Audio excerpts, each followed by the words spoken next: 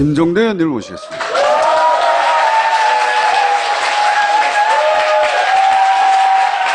문재인 특보하고 미국을 가셨는데 가신 동안 국내 언론들이 한미동맹이 문재인 특보 때문에 작살났다고 하죠. 그랬더니 국내에 귀국하자마자 거꾸로 말도 안 되는 일로 분노가 대폭발하신, 그러면서 아마도 그때 장면인 것 같아요. 아, 맞습니다. 우드로 윌슨 센터네요. 네. 예. 그래서 트윗을 쓰셨어요. 예. 제국의 오만이라고. 소독 총리가 미국 갔다가 예. 미국이 자기를 깔보더라, 뭐 이런 얘기 쭉 일화를 본인의 이제 지적인 지식인으로서 면모를 난 이런 것도 안다고 쓰신 다음에 그 다음에 이어진 스토리가 이겁니다. 특보하고 워싱턴 방문해서 몇 마디 말을 했더니 비아냥도 들리고 미국보다 한국 언론이 난리다. 그 센터에서는 마이클 그린 비롯해서 미국 측 패널이 교만하게 굴었다.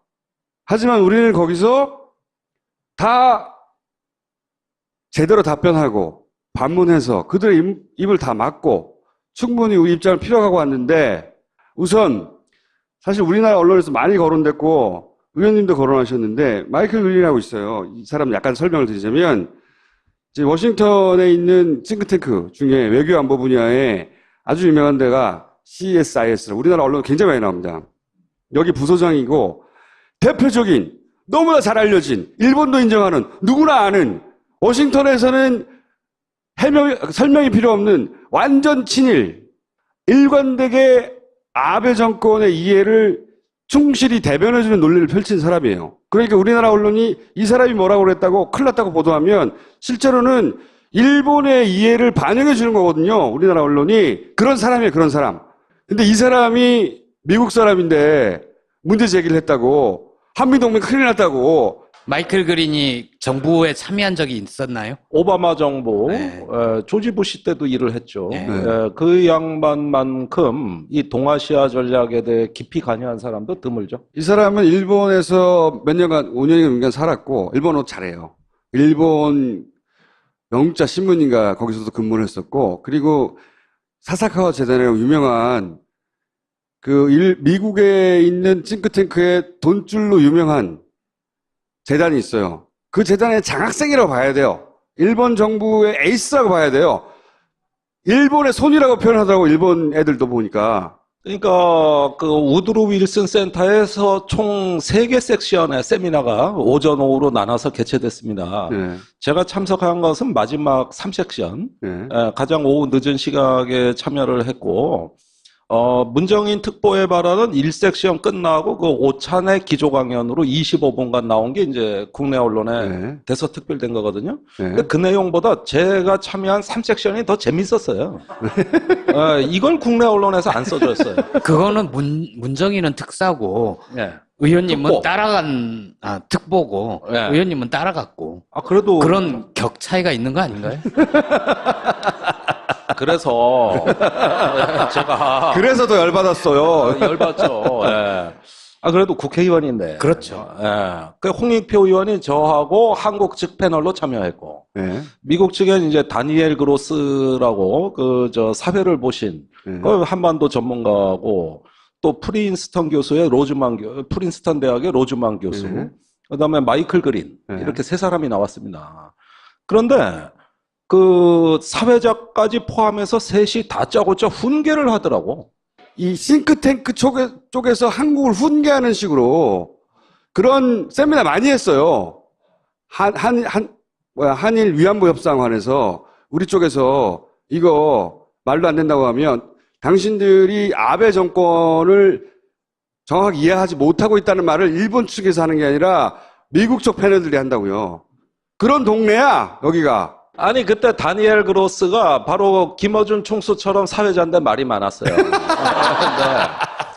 아니, 크게 한 2-3가지 논지가 있었습니다. 우선 사드 문제, 중국 눈치 보면서 미국하고 동맹 약화시키자는 거냐. 2번째, 한미일 동맹 깨자는 거냐. 이 사람들은 한미일로 보더라고요.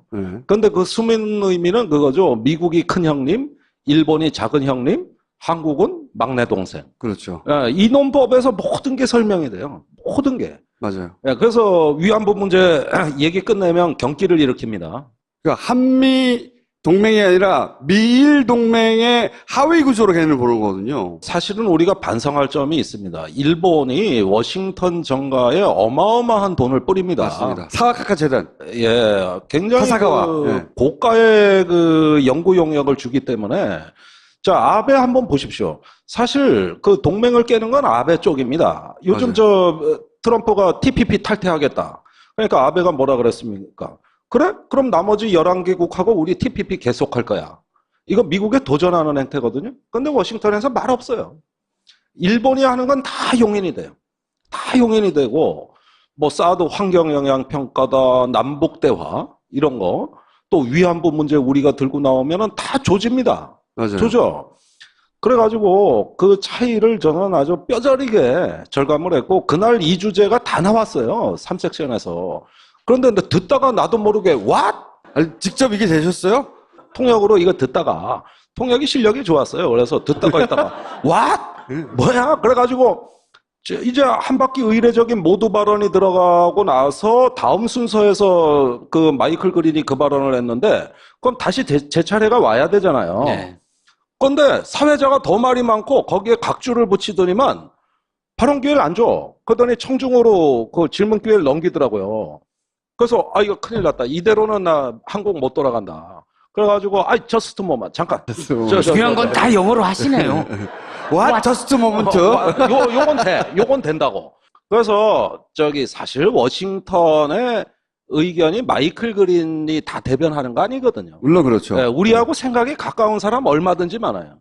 우리가 관리를 안 했을 뿐이에요. 사사카와 재단의 예산이요. 거기다 쏟는 우리나라 외교부가 쏟는 거의 100배예요. 민간 재단인데. 맞아요. 네. 예. 게임도 안 되는 거예요, 지금. 그러니까 완전히 일본에 매수당한 나라가 이 미국입니다. 적어도 워싱턴은.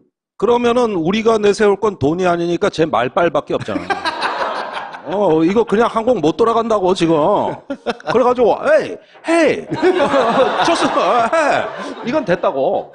그러니까 시간이 없고 끝내야 될 시간이래요. 원래 미국 세미나는 칼같이 끝나요. 거의 시간 오차가 없습니다. 그런데 자꾸 이러면서 이렇게 하면서 일하니까 주더라고 발언을. 그래서 이 워싱턴에 경악할 만한 한국에 대한 일방주의가 확산되고 있다.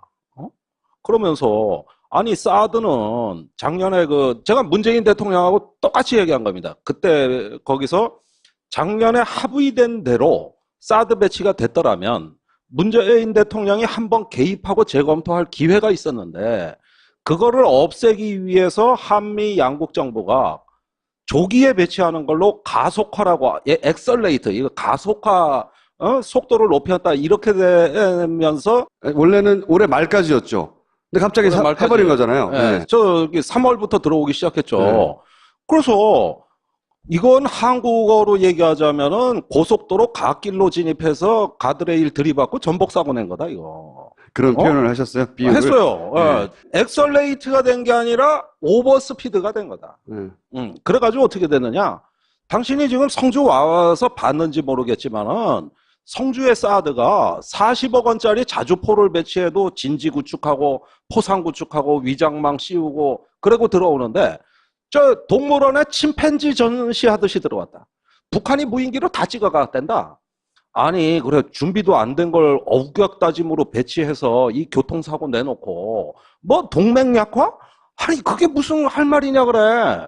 근데도 누구도 진실을 모른다 지금 이런 게. 이게 정상이냐 그러면은 이런 비정상 적폐를 문재인 대통령이 환경영향 평가도 좀 하고 들여다보겠다는데 시간 좀 주라.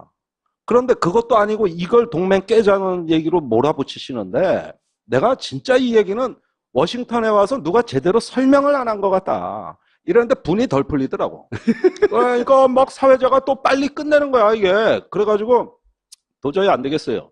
이게 그래서 한 10분 정도 더 끌었습니다. 그러다가 늦게 끝나가지고 워싱턴 특파원 간담회가 아래층에서 있기로 했는데 네. 그때 아까 사진에 나온 문정인 선생 네. 옆에 제가 앉아야 되는데 이미 진행을 하고 있는 거예요. 네. 갔더니 워싱턴 특파원들이 다 모여 있어. 무지 많이 왔어요.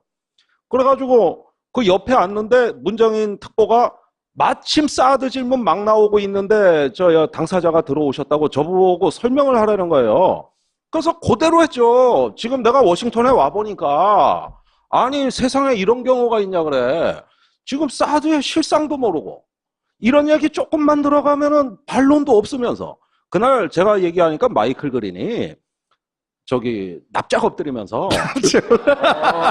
얼마나 낮게. 그건 좀 주관적인 평가 원래 아니에요? 나를 쳐다보지도 않고 얘기하던 친구가 눈이 땡그랗게 떠져서 날 보더니 황급히 마이크를 또 가져가더니 sorry. 저기 나는 그런 사정 잘 몰랐고 그 다음에 저기 나는 정부에 몸담은 사람이 아니라 학자로서 느낀 대로 얘기했을 뿐이니 이해해달라. 그 깨졌다는 얘기는 언론에 보도가 안 됐어요, 근데. 아니 그러니까 기사를 쓰려면 이런 걸 써주지 왜 문특보만 띄우고 그런 것도 있어. 또 마이클 그린이 이런 질문을 했다고 하던데, 그때 의원님 안 계셨는지 모르겠는데, 보도되기로는 한국 법사 환경영향평가를 꼭 해야 한다. 그 얘기 했더니- 제가 있을 때 나왔어요. 아, 그래요? 그것도 반박했어요. 그랬더니 마이클 그린이 제가 듣기로는 내가 영어 전문으로는 못 봤는데 특례를 만들어서 빨리 배치하라 이런 식으로 얘기했다면서요. 아니 이 친구가 제법 공부를 해왔더라고요. 네. 그 한국의 환경법에 보면은 환경 영향 평가를 받을 경우에 국방부 장관이 기밀을 요하는 그 환경 영향 평가를 생략하는 그런 특례 조항이 있다 한국법에. 누가 줬겠죠, 정보를. 지가 그래서 한국을 봤을 리가 있나. 그 조항을 적용해서 그냥 가면 되지 무슨 환경 영향 평가냐. 근데 나는 환경법에 그런 조항이 있다는 걸 몰랐어. 네. 그래서 그런가? 그래서 내가 이제 설명을 한 게 그거는 기밀을 요할 때인데 성주에 작년 7월 15일 날 한민구 장관이 가서 계란 맞으면서 주민들에게 약속한 거는 환경영향평가 받겠다. 그리고 자기 몸에다가 쏘라는 거 아니야, 전자파를. 네. 그래서 다 의혹 밝혀드리겠습니다. 이러고 7월 말에 또 내려가서 그 약속을 했다고. 고로 그 조항엔 해당이 안 된다. 우선 다 공개가 됐고, 지난 정부가 약속을 했고, 그 다음에 그걸 안 하면, 이 배치에 대해서 정당성을 하나도 확보할 수 없기 때문에 궁여지책으로 작년에 지난 정부가 약속을 해준 거다, 주민들한테.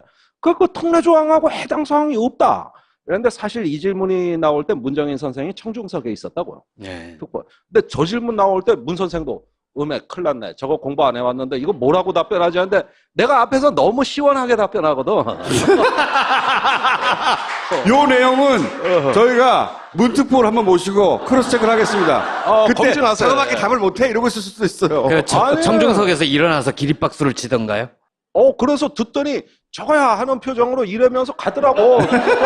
그래서 자 봐라. 이게 진실이다. 한국 국민들이 원하는 거는 사드 배치건 뭐건 간에 대부분 그렇습니다. 세월호 사건이 왜 저렇게 됐습니까? 보상금이 적어서입니까? 대학 특례 입학 안 시켜줬습니까? 그게 아니라 진실 때문이에요. 국민들은 항상 트라우마에 젖어드는 이유가 뭐냐 하면은 내가 겪고 있는 이 일의 진실을 모를 때 사람들은 트라우마를 겪게 돼 있거든요. 사드 문제는 경상북도 성주군 초전면 소성리의 150명의 주민한테 단 한 사람의 정부 당국자도 설명한 적 없습니다. 한 사람도 없어요. 자, 그렇게 하고 밀어붙이고 갔잖아. 새벽에 들어왔는데 들어온 것도 반만 들어왔어. 나머지 4기의 발사대가 외관에 창고에 있습니다. 그 왜 못 들어왔는지 아십니까? 그 발사대는 있는데 거기에 발사대 장전하는 요격 미사일이 안 들어왔어. 그러니까 활은 들어왔는데 화살이 안 들어온 거예요. 그러면 니들이 이런 것까지 준비도 덜 된 포대를 미리 조기에 땡겨서 배치하다가 기어이 사고 났는데 자 북한이 무인기로 다 찍었다. 그러면은 유사시에 북한 무인기 맞습니까? 일단 그렇다 치고 워싱턴에 갔으니까 유사시에 그 사드 포대를 북한이 표적을 잡았기 때문에 재래식 단거리 미사일로 조진다. 그러면 사드는 우주를 보는 무기인데 거기 보고 있는데 밑으로 공격 들어오면은 뭘로 방어할래? 대책도 없어. 포상도 구축 안 하고 위장도 안 돼 있어서 드론으로 다 찍어. 국내 언론에 다 났잖아요. 동네 사람들도 다 찍어요. 북한까지 갈 거 없이. 무슨 전략 무기를 이렇게 비전략적으로 배치해가지고 이건 전략무기가 아니다. 동물원의 침팬지다 이거. 다 구경하라고 그래가지고 자 대한민국 지키기 위해 주한미군 들어와 있다. 주한미군 지키기 위해 사드가 들어와 있다. 그럼 사드는 뭘로 지키냐? 지금 우리가 그때 없었다고 막 말하는 거 아니에요, 지금? 아니 내가 약간 뻥튀긴 했지. 그 짧은 시간에 한 말을 내가 듣기 좋게 조금 더 보태서 네. 하지만 대체로 비슷하게. 그러니까 이런 군사 지식으로 조져야. 그렇죠. 뭐 되게 많이 하는 사람인 줄 알았는데, 그랬더니, 또 깨갱해요? 유관이다. 네. 그러더니, 벌써 끝났어요. 또 하나 있어요, 또. 그러니까, 이제 대화를 해야 한다. 대화해야 된다. 취지를 얘기하니까, 대화를 하는 동안 북한의 미사일 개발 능력이 더 높아질 수 있다. 이 말의 요지는 뭐예요? 마이클 그린이 하는 건 한 말이라고 하는데, 대화가 필요 없다는 거잖아요, 이게. 북한하고는. 그런, 그 멘트 중에는 안 들으셨어요? 아니, 그거는 다른 섹션에서, 네. 주로 그건 문정인 특보가 많이 커버한. 문특포가 커버한 부분은 대신 말해줄 생각이 없으시군요. 아니, 내가 어떻게 하다 보니 요즘 문정인 특보의 정무참모가 돼버렸어. 그래가지고 지금 국내 와서 보십시오. 그 특보의 발언을 수습하는 게 민주당입니까? 제가 다 하고 있어요, 제가. 그렇잖아요. 그러니까 그 발언은 어떻게 해서 이게 사실 말도 안 되는 말이거든요. 아니 그러면 우리는 당사자인데 미국이 하는 대로 가만히 있으라는 거잖아. 대화도 하지 말고. 아니, 그게 얼마나 더 황당하냐면은 원비어 사건이라고 아실 겁니다. 네. 작년에 북한에 갔던 미국의 대학생이 혼수 상태로 송환이 돼가지고 일주일 만에 사망했어요. 이것 때문에 지금 미국 내에 북한에 대한 분위기가 엄청 안 좋습니다. 네. 아니, 분노할 만하지. 그건 당연한데. 그런데 그 원비어를 누가 데리고 왔을까? 조셉 윤이라는 네. 미국의 그 한반도 특사가 네. 북한하고 작년에 스웨덴에 만나서 그 정부 간에 물밑 대화를 했고, 그 다음에 북한에 가가지고 그 대화와 협상으로 끌어온 거예요. 문제는 조셉 윤이 북한 갈 때 한국 정부에 안 알렸습니다. 미국은 건너뛰고 있으니까요, 계속. 그러면 자기들은 필요한 거 다 하면서 우리가 좀 하자는 걸 왜? 그 다음에 송영길 의원이 러시아에 특사로 갔다 왔잖아요. 네. 그때 러시아가 우리한테 알려준 건 뭐냐 하면은 러시아가 그 북한에 특사를 보낸다는 겁니다. 그 다음에 중국, 북한에 매일 드나들고 있어요. 보십시오. 주변국 북한하고 할 짓 다 해. 대화를 다 하고 있다. 네. 할 짓을 다 한다는 거예요. 아, 그런가? 예. 그런데 우리만 단절돼 있습니다. 우리만 단절돼 있으니까 얼마나 황당한 일이 일어나느냐. 요즘 동해에서 북한 어선이 자주 표류합니다. 그 어민들 우리가 구조하거든요. 돌려줄래도 북한하고 한 라인이 없으니까 돌려줄 방법이 없는 거예요. 그래가지고 전방에 저 강원도 어디 가면 지피가 제일 가까운 데가 있어. 네. 남북한이. 거기서 지금 마이크로 하고 있어요? 거기서 확성기를 들고 야 받아 적으라오. 저기 우리 그 송환할 건데 맨날 며칠 몇 시에 지금부터 불러주는 동해상 좌표로 나와. 실화예요, 실화? 지금 남북한 간의 그 대화가 이런 식으로 이루어지고 있습니다. 전화 한 통 할 데가 없는 거예요, 지금? 뭐 개성공단 금강산은 말할 것도 없고 이렇게 꼭 필요한 일도 이렇게 하고 있어요. 아니 그래서 완전히 단절된 나라인데 보라고 다른 나라들은 짓이 아니라 대화 다 하고 있잖아. 다 해. 그러면서 자기들이 필요한 건 다 해. 그런데 한국이 대화한다 그러면은 국제공조 깨는 거다. 이게 지금 도대체가 내가 여기 와가지고 무슨 대화와 협력 얘기하다가 막상 워싱턴에서 실상을 보면 우리만 안 하고 있구나. 우리만. 저는 공화당 측이건 민주당 측이건은 막론하고 워싱턴의 한반도 전문가들 중에서 그 사석에서 트럼프 대통령 좋게 얘기하는 사람 한 사람도 못 봤습니다. 만약에 워싱턴에 설문지를 돌려서 그 한반도 전문가들한테 지금 오늘 문재인 대통령 출국하셨잖아요. 한미 정상회담이 파국으로 간다면 트럼프 요인이 더 많을까? 문재인 대통령 요인이 더 많을까? 이걸 설문조사했다고 쳐.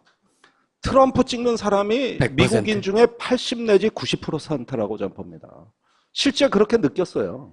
그러니까 문재인 대통령이 잘 맞춰줘야 돼. 그런데 결론이 이상하게 나는 거야. 결론이.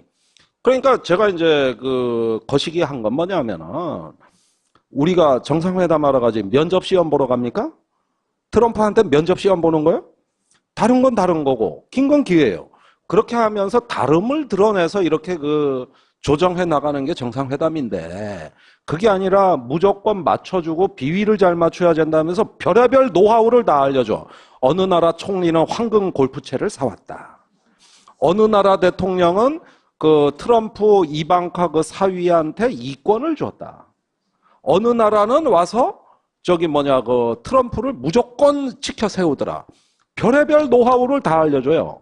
그러니까 워싱턴에서는 저 마이클 그린을 비롯한 몇 사람을 빼놓고서는 그다지 그렇게 거칠지 않습니다. 심지어 뉴욕 타임즈가 문정인 특보의 발언이 문제될 무렵에 무슨 사설을 냈냐 하면은 이제 트럼프는 문재인 대통령의 말을 들어야 될 때다. 그렇죠. 네. 네. 이렇게 기사 나가고 그 외에 나쁜 기사 하나도 안 나갔어요. 문특보가 뭐라 그러든.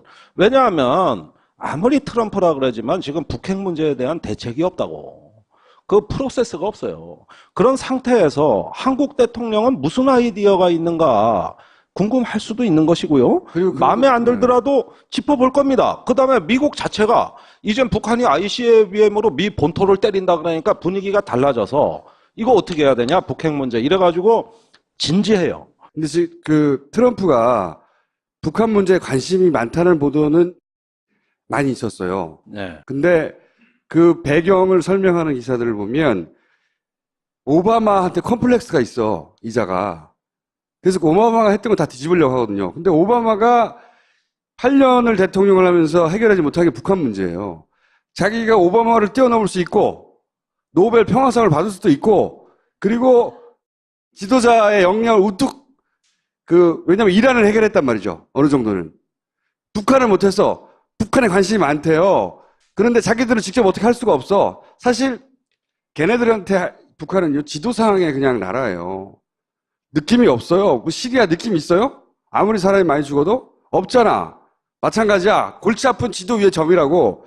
근데 그 나라에서 대통령인데 이 사람이 이때까지와는 다르게 뭔가 머리도 좀 있는 것 같고 해결할 수도 있을 것 같고 대화도 한다고 하니까 저는 트럼프 쪽에서 오히려 문재인 대통령에 대한 기대가 있다고 봐요. 안보의 당사자는 우리 국민입니다. 그러면은 트럼프 비유 맞추다 보면 어느 세월에 평화를 이룹니까?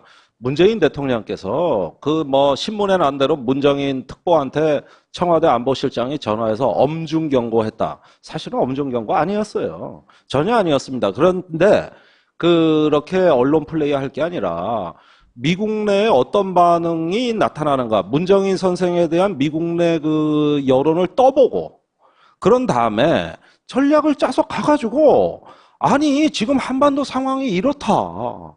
그리고 니네도 물밑대화 다 했지 않냐. 우리가 한번 운전석에 앉아서 주도적으로 해볼 테니 미국이 좀 도와주라. 아니 왜 이 얘기를 못한다는 거예요? 그게 당신들의 이해관계 국익에도 더 부합한다. 그것까지 얘기를 해야죠. 거기까지. 네. 그래야 트럼프는 좋아하니까. 네. 그러면 너 노벨상 받아 이러면 활짝 하겠죠. 그렇지. 그렇게 하면 아니 이 외교가 왜 안 된다는 거예요. 그런데 보수 언론의 분위기는 그게 아니었어요. 무조건 발목 잡기라고. 그러면은 트럼프가 싫어한다는 얘기인데 아니 도대체 국내 언론의 논조가 마이클 그린 입을 타고 돌아와서 또 일본 언론이 한국에 윽박 지르는 그 논조하고 똑같은 건데. 똑같은 거예요. 맞아요. 네? 근데 그래 국내 들어와가지고 그랬어요. 얼마 전에 한중대화 때 내가 나갔다가 싸대기 한 대 맞은 기분이었는데 이번에 미국 가서 또 싸대기 맞은 기분이다. 국내 들어오니까 언론에 또 싸대기 맞은 기분에 싸대기 3대 발언했거든. 중국한테는 사드 배치한다고 싸대기. 미국에 가니까 사드 배치 빨리 안 한다고 싸대기. 국내에 들어오니까 외국 가서 말 함부로 했다고 싸대기. 이게 뭐냐? 나 그래가지고 돌아오자마자 미국에 잘 다녀왔습니다. 그런데 화풀이부터 해야 되겠습니다. 해가지고 쓰니까 조선일보가 김종대 의원 싸대기 3대 발언 이렇게 써줬잖아요. 싸대기 3대 발언. 자, 지금 덩치 큰 강대국이 막 밀고 들어와서 그 큰 덩치 앞세워서 말이지 작은 나라에 대해 가지고 참 일방주의가 팽배한 거는 이 박근혜 정부 때 눈치 외교 줄서기하게 외교를 어떻게 했길래 제대로 하나 설명도 못 해보고 가가지고 전략자산 배치해준다 그러면 머리 조아리고 땡큐 하다가 이 지경 된 겁니다, 이게. 사드 배치를 하는데 과속해 사고 났다고 그랬잖아요. 가속도를 누가 낸 겁니까? 미국이 그렇게 빨리 서두른 겁니까? 아니면 대통령도 없는 상태에서 청와대에 있는 일부 인사들이 속도를 낸 겁니까? 안보실장이 했다는 썰이 있는 거잖아요, 지금. 로이터 통신에 며칠 전에 문재인 대통령의 말을 한번 보십시오. 내가 알 수 없는 이유로 탄핵 기간 중에 앞당겨졌다. 네. 그렇죠. 대통령은 나도 그 이유가 궁금하다 그랬어요. 그러면 왜 집권한 지 2달이 다 돼가는 지금까지 진상 파악이 안 되는 걸까? 그거는 저도 똑같은 걸 겪었는데 내리 네퍼라고 미국 대리 대사가 지금 있잖아요. 그 내가 미국 대사 만나가지고 그때 4월에 선거운동 기간이었어요. 그때 이게 뭐냐 배치가 이렇게 뒤통수 치는 게 어딨냐 그러니까 화들짝 놀라가지고 우리 일방적으로 한 적 없다. 다 한국 정부가 협의하자 그래서 한 거다. 한국 정부하고 다 사전 협의하고 한 거다. 우리가 이렇게 하고 싶겠냐 이래더라고. 그러니까 국방부를 만나가지고 이야기를 전하면서 미국에 그렇게 사정할 수 있어요?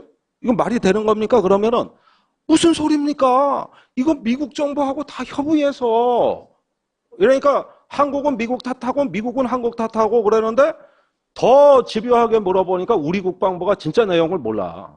이번에 왜 보고누라 사태 때도 드러났잖아요. 실제 자기들은 국방부는 잘 몰라, 보니까. 자, 그런데 그 보고 누락했다는 국방부 정책실장이 네. 최근에 들어온 정책실장이고 사드는 그 이전에 들어왔다고요. 네. 즉 진짜 주범들은 다 보따리 싸가 나갔어요. 어디로 갔어요? 한 명은 독사파가 유명하잖아. 독일 사관학교 출신. 거기 김관진 실장이 이제 독사파 인맥이 있는데 그쪽 라인들이 주도했는데 정책실장은 짐 싸서 미국으로 갔고. 미국으로. 예. 연락도 안 돼. 그다음에 이제 김관진 실장은 어디로 갔나 모르겠어요. 몰라요. 그리고 국방부에도 아무리 족쳐도 그때 사드 결정은 장관하고 정책실에 불과 극소수 2~3명만 아는 일이지 국방부 간부 회의에서 한 번도 논의된 적이 없습니다. 말이 안 되는 거지, 진짜. 차관도 몰라, 차관도 글쎄 모르겠습니다. 그래가지고 이따 보면은 이제 그때 청와대 안보실장, 정책실장 물어봐야 되는데 사람들이 없잖아. 어디로 가고 없다고. 그러니까 어쨌든 한미 협의하에 그렇게 속도를 내서 빨라졌는데 그 협의를 누가 주도했는지도 안 나와요. 한국 정부입니다. 한국 정부 맞죠? 예, 저는 확신을 합니다. 한국 정부인데 한국 정부라고 할 수도 없는 거지. 그렇지. 정부 내에 왜냐면 정부로 가면 정부 차원의 컨센서스가 있어야 되는 거 아니에요. 네. 그게 아니라 그 자리에 있던 몇 명이 한 거 아니에요, 지금. 몇 명이에요? 그 몇 명이 왜 했을까? 아니, 저는 그렇게 봅니다. 정략적이었다고 봐요. 정략은 정략인데 제 말은 정략 플러스 알파가 있었을까요? 그거는 모르겠어요. 그런데 여기서 발을 떼시네. 미국의 줄수 나는 먹었다고 봐! 제가 국회의원이 아니었다면 먹었다고 이 자리에서 한번 시원하게 질러버리죠. 물론 이건 물증을 잡아낼 수는 없죠. 하지만 그렇지 않고서야 엄청난 일이잖아요. 엄청난 일이고 잘못하면 자기의 사회적 생명이 죽을 수 있는 일이에요. 근데 그런 리스크를 걸 만한 대가가 있어야 되지 않나. 저는 그렇게 생각하는 거죠. 일단 사드가 우리가 사는 무기는 아니기 때문에 이게 무기 거래는 아닙니다. 그러나 미국으로서는 사활적 이익이 있습니다. 사드가 들어오기 시작한 3월 6일 그 전에 무슨 일이 있었냐면은 미국이 중국에 대한 압박에 총공세를 가할 때입니다. 그때 아시잖아요. 필리핀하고 중국 사이에 국제형사재판소에서 남중국해 중국의 재판에서 진다고. 그래가지고 남중국해 중국의 해상 활동이 불법이 됐어요. 그러면서 중국이 발칵 뒤집어졌을 텐데 미국이 이 사드 논란을 통해서 깨달은 건 뭐냐면은 한국의 사드 배치가 중국의 중요한 압박 수단이 됐다는 것을 깨달은 겁니다. 그게 작년부터 이어져 온 거예요. 그러니까 그때 중국의 미중 정상회담이 4월 초니까 그 전에 중국의 군기를 잡아서 중국의 압박을 가해가지고 정상회담의 주도권을 잡기 위한 총공세가 이루어졌던 시기입니다. 그러니까 사드 배치뿐이 아니에요. 동아시아 전역에서 미국이 중국에 대한 해징, 견제 정책이 최고조로 달했을 때고 그때 이 전격적으로 사드가 들어오기 시작했다는 그러면서 이제 사드가 대선의 한복판으로 들어오기 시작합니다. 그때 안철수 후보가 온통 대선이 사드에 대한 입장을 묻는 게 되니까 사드를 반대했던 국민의당이 입장을 바꾸지 않습니까? 대부분 그렇게 간 거예요. 그러니까 이 사드가 국내 정치에서 그 압박 수단도 되지만은 그 시점 또한 이제 중국에 대한 미국의 그 총공세가 이루어지던 이런 어떤 국제 정세가 있었다고 봐요. 국제정세는 기본 환경이고 어쨌든 한국 내에서 대선 기간이라고 하는 민감한 시기에 이게 정치인도 그런 결정하기 어려워요. 근데 무슨 공무원이 했다는 얘기잖아요, 지금.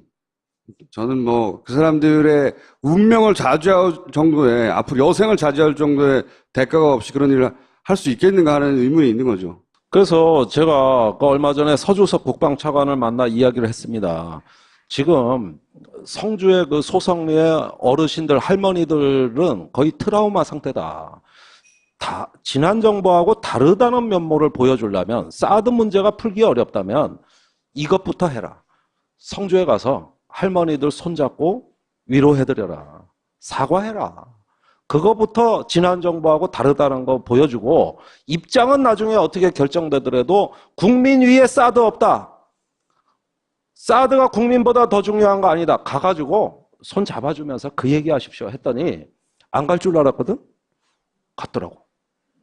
가가지고 마을회관, 거기 제가 늘상 다니던 데예요. 그 마을회관에 내가 아는 할머니들이 보니까 다 앉아 계시더라고요. 거기서 하는데 주민들 첫 얘기가 뭔지 아십니까? 안 오실 줄 알았는데 누구도 온 적 없는데 와주셔서 너무 고맙습니다. 이렇게 얘기하면서 대화가 시작됐습니다. 이게 다른 겁니다. 과거 정부에서는 어떻게 했어요? 그 할머니들 보수단체 시켜가지고 종북분자다고 이렇게 하면서 깔아뭉갰던 거 아닙니까? 20명이 다쳤어요. 한 분은 정경이 의경 팔꿈치에 이빨이 다 나갔고 이걸로 쳐가지고 또 거기 원불교 교무님 참 인격이 아주 고매하신 내가 존경하는 분인데 그분이 이거 손 꺾여서 이쪽 팔이 다 골절상 이런 분이 20명입니다. 그 작은 마을에 20명 150명 사는 마을에 경찰 8,000명이 들이닥쳤어. 집집마다 두 겹, 세 겹 에워싸가지고 그 다음에 미군이 지나가면서 이 경찰병 너머에 있는 주민들 울부짖는 걸 보고 씩 웃으면서 스마트폰을 눌러댔잖아, 사진을. 이게 괴물로 보인 거야. 그래가지고 그 주민들이 아우 싸두고 지랄이고 가네. 무서워 죽겠다. 그런데 길을 열어달라는 국방차관 말에 그 미군의 사과 좀 받고 싶다. 아니 얼마나 소박한 요구야 이게. 그래가지고 그걸 경청하고 차관이 와서 다시 대책을 세우고 있잖아요. 나는 지난 정부가 강정마을에서 연평도에서 또 접경지역에서 했던 그 포악질이 마지막 소성리에서 절정에 달했고 여기서 완결판, 결정판이 있었고 그랬는데 자 사드 문재인 대통령이 어떻게 결정할지 난 모르겠지만 이것만 분명히 하자. 국민 위에 사드 없다. 그것만 분명히 해주라. 이렇게 소박한 요구를 했는데 응답이 있었던 겁니다. 그래서 저는 이 정부가 이 문제를 조금 시간을 벌어서 제가 워싱턴에 가서 한 얘기도 그거예요. 자, 나는 사드 원래 반대론자인데 내가 문재인 대통령 생각을 잘 모르겠다. 그러나 한 가지 분명한 건 있다. 대통령한테 시간 좀 주라. 조금 시간 끌었다고 동맹 깨자는 거냐. 이따위 얘기 좀 하지 말고 우리 정부한테 시간 좀 주라. 시간을. 불법으로 했다. 그거 어려운 일 아니다. 그러니까 대부분 설득이 돼. 대부분 설득이 된다고. 자, 큰일하고 돌아오신 의원님께 박수 부탁드립니다. 자, 감사합니다. 알겠습니다.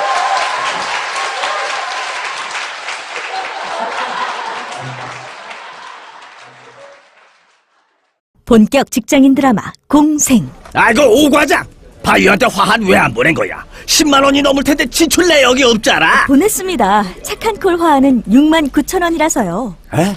착한 콜? 1800-9222 정직한 가격에 착한 콜 꽃배달 서비스. 거기다 구매 금액의 5%는 어려운 이웃에게 기부됩니다.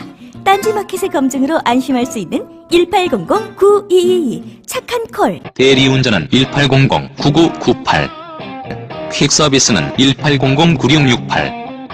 앰프도 전설의 누룽 현미로 밥을 지어봤습니다. 전설의 누룽 현미라니 과장이 심하구나. 일단 한번 드셔보시죠. 어디? 뭘? 이 맛은 갓 지은 밥에서 누룽지의 맛이 그뿐만이 아니야. 냄새까지 고소하니 이거 정말 전설의 누룽 현미라 할 만하구나. 앰프도 누룽 현미. 지금 딴지마켓으로 오시면 전설의 누룽 현미를 맛보실 수 있습니다. 아니 그때 다니엘 그로스가 바로 김어준 총수처럼 사회자인데 말이 많았어요. 근데 아니 크게 한 두세 가지 논지가 있었습니다. 우선 사드 문제, 뭐 중국 눈치 보면서 미국하고 동맹 약화시키자는 거냐.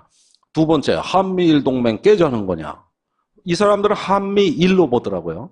그런데 그 숨은 의미는 그거죠. 미국이 큰 형님, 일본이 작은 형님, 한국은 막내 동생. 그렇죠. 이 논법에서 모든 게 설명이 돼요. 모든 게. 맞아요. 그래서 위안부 문제 얘기 끝내면 경기를 일으킵니다.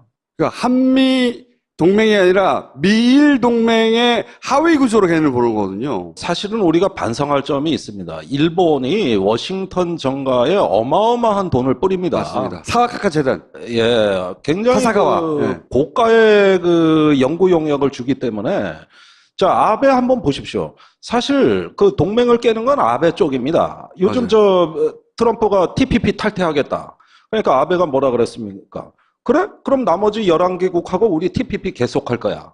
이거 미국에 도전하는 행태거든요. 근데 워싱턴에서 말 없어요. 일본이 하는 건 다 용인이 돼요. 다 용인이 되고 뭐 사드 환경영향평가다, 남북대화 이런 거 또 위안부 문제 우리가 들고 나오면은 다 조집니다. 맞아요. 조져. 그래가지고 그 차이를 저는 아주 뼈저리게 절감을 했고 그날 이 주제가 다 나왔어요. 3섹션에서. 그런데 듣다가 나도 모르게 what? 아니, 직접 이게 되셨어요?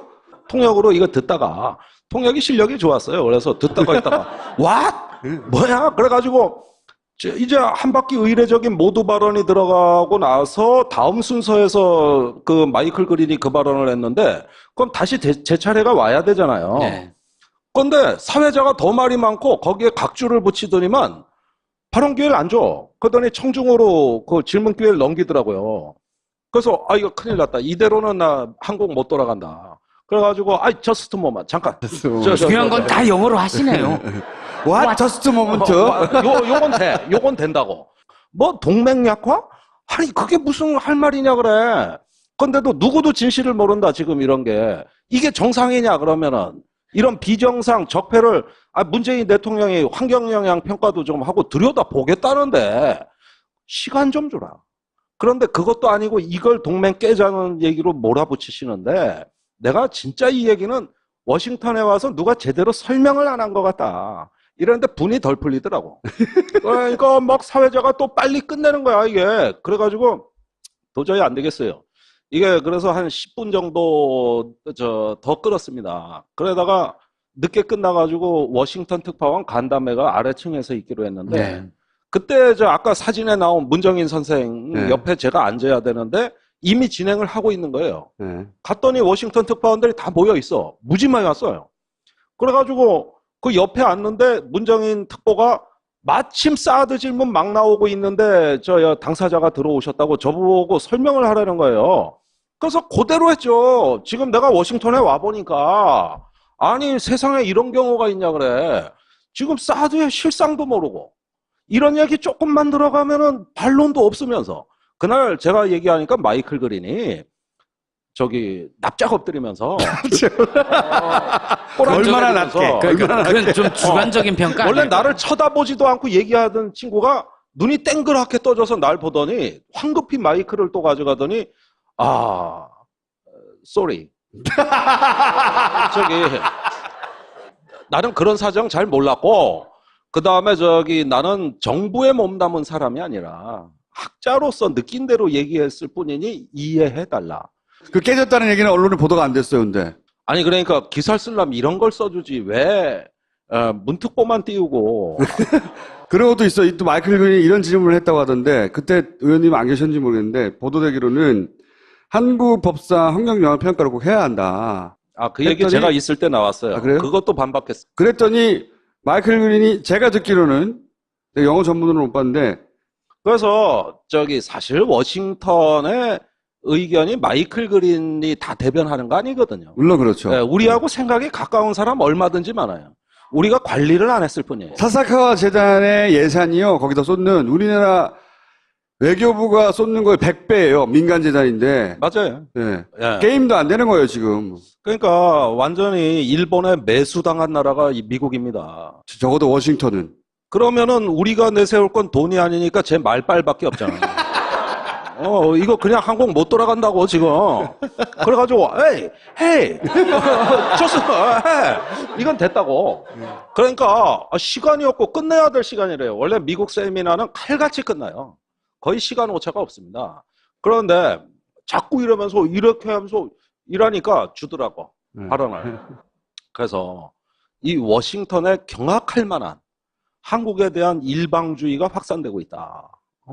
그러면서 아니 사드는 작년에 제가 문재인 대통령하고 똑같이 얘기한 겁니다. 그때 거기서 작년에 합의된 대로 사드 배치가 됐더라면 문재인 대통령이 한번 개입하고 재검토할 기회가 있었는데 그거를 없애기 위해서 한미 양국 정부가 조기에 배치하는 걸로 가속화라고 엑셀레이터 이거 가속화 속도를 높였다 이렇게 되면서 원래는 올해 말까지였죠.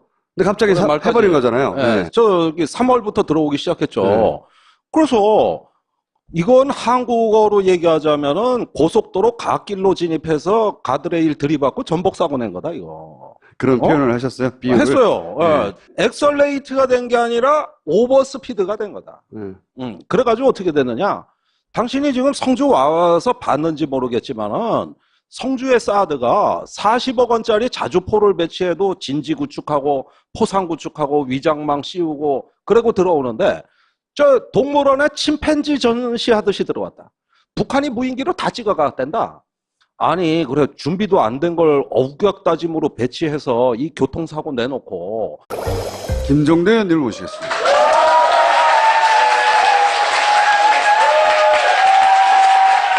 문재인 특보하고 미국을 가셨는데 가신 동안 국내 언론들이 한미동맹이 문재인 특보 때문에 작살났다고 하죠.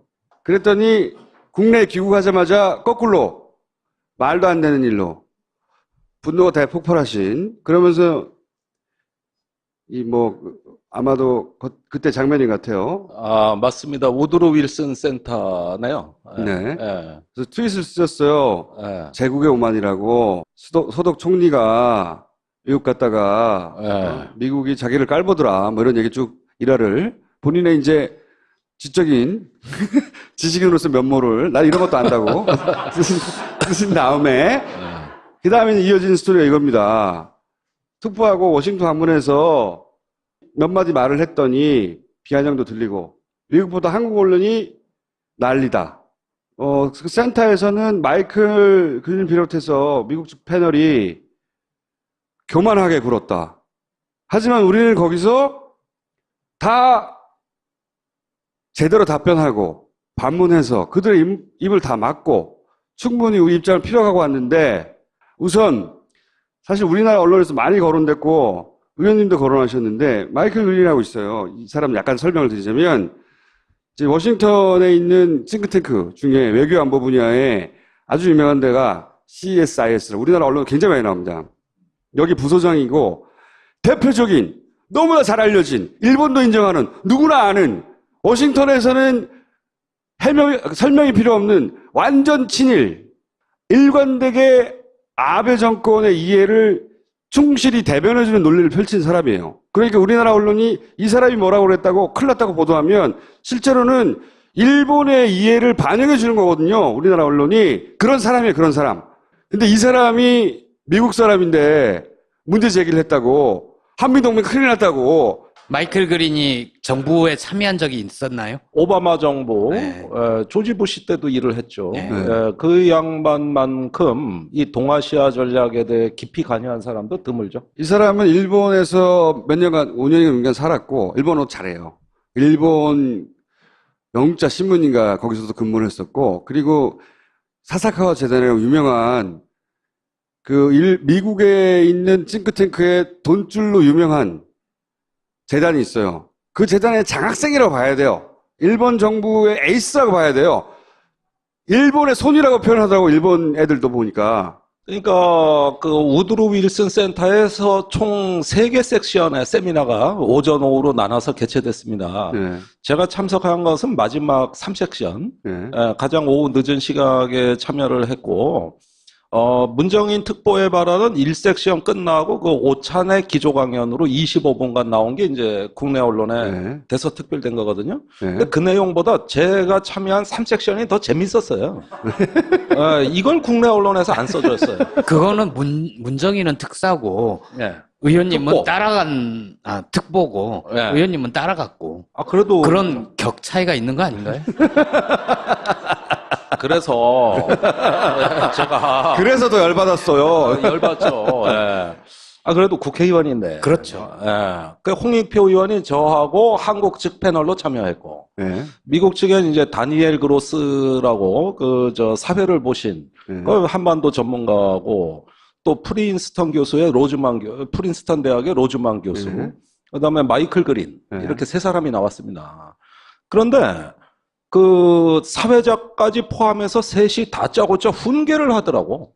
이 싱크탱크 쪽에서 한국을 훈계하는 식으로 그런 세미나 많이 했어요. 한일 위안부 협상관에서 우리 쪽에서 이거 말도 안 된다고 하면 당신들이 아베 정권을 정확히 이해하지 못하고 있다는 말을 일본 측에서 하는 게 아니라 미국 쪽 패널들이 한다고요. 그런 동네야, 여기가.